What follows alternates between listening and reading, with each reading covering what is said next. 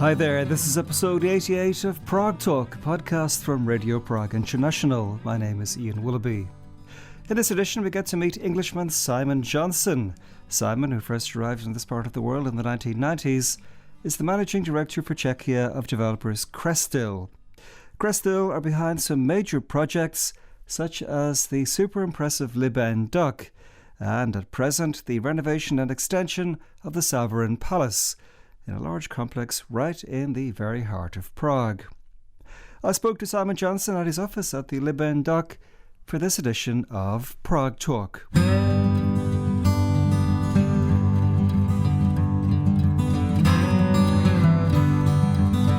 What brought you to Prague back in the 90s? Simple answer to the question. I worked for a big British construction company. They'd opened an office in Prague and they were looking for English-speaking staff who were core employees to spend some time in Prague. So I was brought over here for a year. After staying here for a year, then I got a couple of jobs. I got a couple of contracts for Bovis, stayed, and then the rest is history. You were here during at least part of the Wild East days of the 90s. What were some of the craziest things you saw in your industry at that time?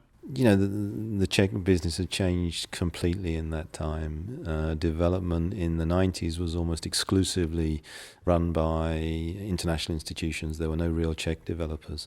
Since then, the Czech market's really taken off and the local players have become the strongest and the international players have dropped away. So that lack of, let's say, local involvement and pure international involvement was the big surprise when I started.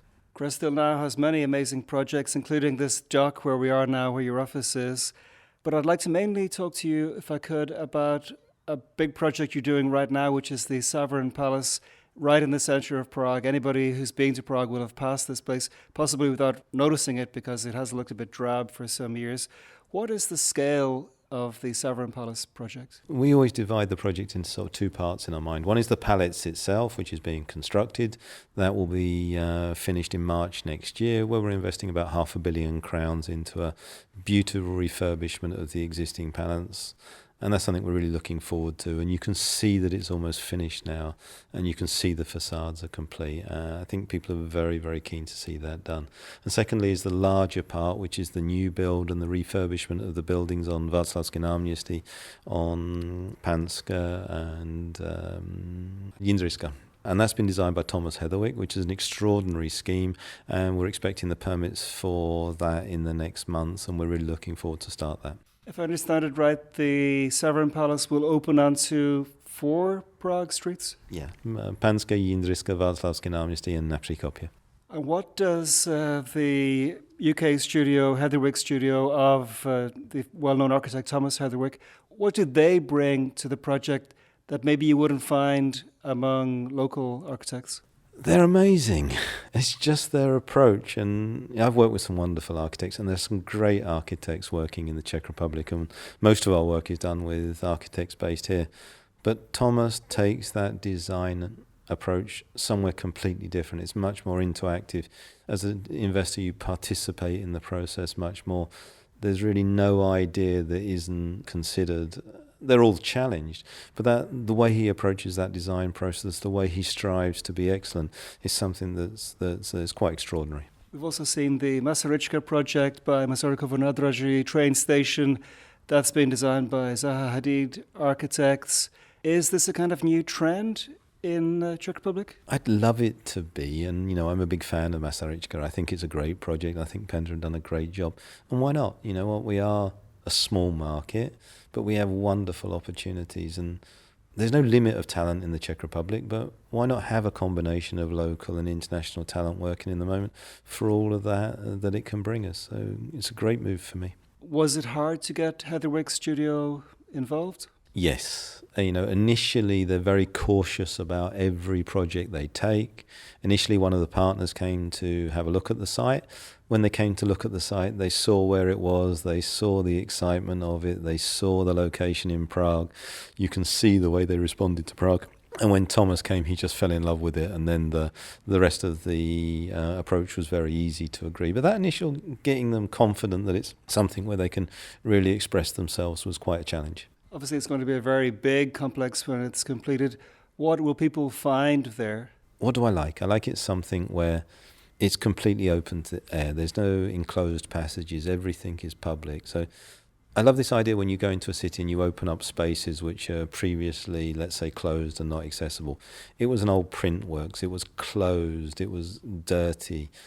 You're getting a new sort of square central in Prague where the public can go and explore retail, explore office, explore restaurants. We have a public facade and a public roof, so you can actually climb up the building on the staircases and walk across the roof. You can freely walk down into the basement areas. We create a new park in the centre of the project. It is a 1.7 hectare project in the middle of downtown Prague, so it's absolutely extraordinary, and because it's so big, it gives us that opportunity to put all those functions in there. Given where it is and all these positives about the site, how come it's taken so long for a project like this to come about? The project's grown organically for many years, and I think the first time someone planned to develop the site was in the year 2000. The developers that owned it before us, for instance Ballymore, they had a certain plan. When we started, we changed that plan. There were big changes in the city as well with the political approach of the city. For instance, the previous administration, when we started, insisted on huge numbers of public car parking. The second administration insisted that we remove public car parking from the city. Those things create substantial changes in the project development period. We ourselves changed from a office and retail development to the Heatherwick scheme that we see today. So all of these things affect the timeline, but even in a Western country, a project of that nature would have a substantial planning timeline. I've been reading that you will house in the Savarin Palace a kind of centre that will be the new permanent home of Alfons Mucha's Slav epic. Is that confirmed, or is it still under negotiation? It's still under negotiation. We reached preliminary agreements with the city to do so. We think it's a wonderful thing to do, and we're working hard with the city and the Mucha Foundation to realise that now. And are the Mucha Foundation on board with this? Yes. I was reading also that Crestyl will fund this centre. Who will operate it if it comes to pass? How it will be operated is part of the discussions at the moment, but it will probably be operated between the foundation and the city itself. And what would it look like? What will people find at the Mucha Centre? If I look at it, what we're trying to do, the initial idea was to create a space where the Slovansky epopee would be housed.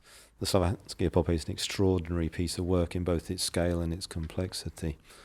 But in the eyes of the foundation, it wasn't enough just to find a place for the epopee. They really want to sort of demonstrate the life of Alfons Mucha, his whole history, his effect on modern artwork, and really have a gallery that expresses all parts of his work, his existence and his life.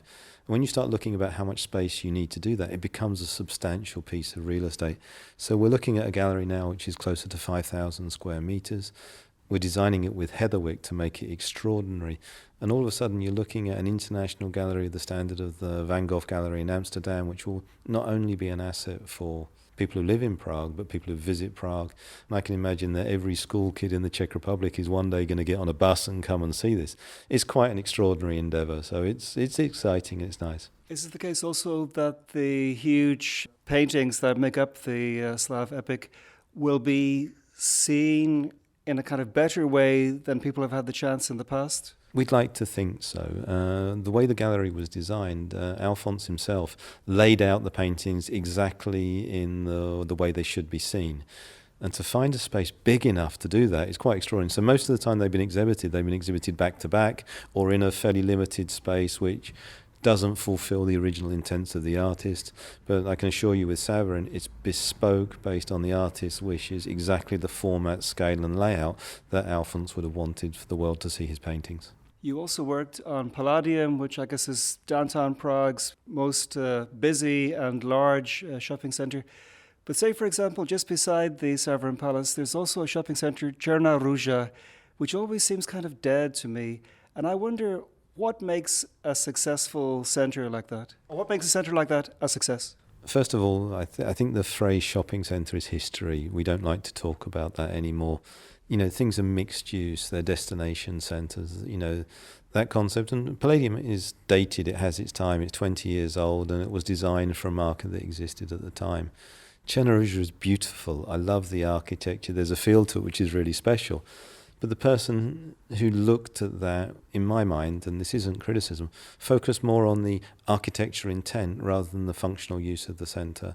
And perhaps a more experienced developer with knowledge of how retail patterns work would have looked more constructively how to get their customers to the higher floors. So Generosha is beautiful. I think it's one of the nicest spaces in Prague, but doesn't have those attributes that a successful destination in modern architectural terms, in my mind, should have. Crestyl also builds apartment complexes, including right now you're building at Hagibor, another major project. For a long time, I was reading that there was a great shortage of apartments in Prague. Is that still the case? Yes. The residential market is slowed at the moment. The effect of mortgage rates is affecting all of us. Most developers are still saying they're selling well and everything's fine. It's not. The market has slowed down. But there is a shortage of permitted product. The planning permit and building permit process here is quite arduous. And that limits the supply of apartments on the market. And because there's relatively low supply and there's still ongoing demand, that market continues. Crestyl is also planning to move into, or is already moving into, the area of building flats to rent. Could you tell me something about that, please? After COVID, residential or PRS, build for rent, became really, really popular because it was shown to be the most sustainable income during the period of COVID, and investors jumped on that. And developers, because there's investor interest, tend to be driven by that investor interest. Interest rates have come now, and that's slowed down that interest because investors are looking at maybe 5.5% return on a residential development, and they're borrowing money at 7 or 8%, which doesn't add up today.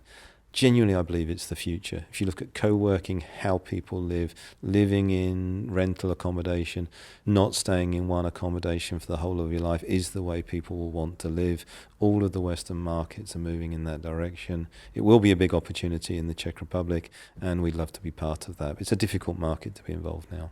And how big are you going in that area? What are you planning, basically? Well, we're a very ambitious company, so we'd like to give numbers.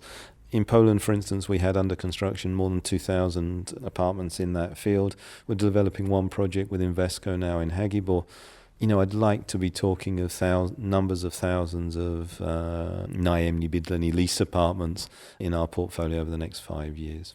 If I could end with a couple of more personal questions. You have really made a mark on Prague and I guess other parts of the Czech Republic. When you drive around, do you have a sense of pride? Do you think, well, we built the Libeň Dock here, or we built this, we built that? I think yes. I think anybody who works in our industry, and even when I walk around London now as I visit, I'll see projects which I worked on as a young man. Being involved in development and construction, you leave that footprint in the built environment, and it always brings you pleasure to see what you've done, particularly when you see those projects sort of blend into their community and become almost like existing rather than new builds. Clearly, my role in the Czech Republic was much larger than my role in the UK when I was a younger man. And there's some really nice things I've left in the Czech and Slovak markets. Particularly proud of the dock. I think it's beautiful. Eurovia in Bratislava is one thing that I'm particularly proud of. That was a great development and really was market leading at the time. And I love what we're doing now in Savarin and Brno. That opportunity to do a project which doesn't change its local environment, but can also affect and change the city that we're in. These are wonderful opportunities to do something special. I was reading that your colleagues call you the last federal Czechoslovak from London. What's that all about? Unfortunately, when I worked in Kiev, I'd learned to speak a little bit of Russian. I worked 7 years in Slovakia, and I speak fluent Czech. And at a certain time, you'd quite regularly hear me mixing Slovak and occasionally Russian words in the Czech. And so that reference to Husak or other Czech politicians of the time came quite Or even Babiš? I would prefer not to comment on that one. And so it's quite a joke in the office that my language skills, whereas it's very easy to understand and I can respond fluently in Czech, the grammar and the intonation between Slovak and Czech, I often mix up. Ozaj.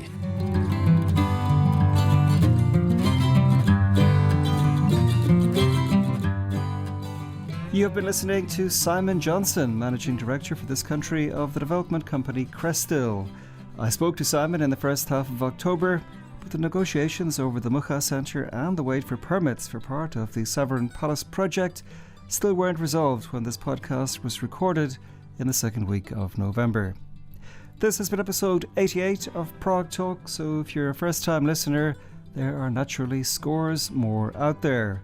Give some of them a go and subscribe wherever you get your podcasts. From me, Ian Willoughby, thank you so much indeed for listening to Prague Talk, and talk to you again very soon.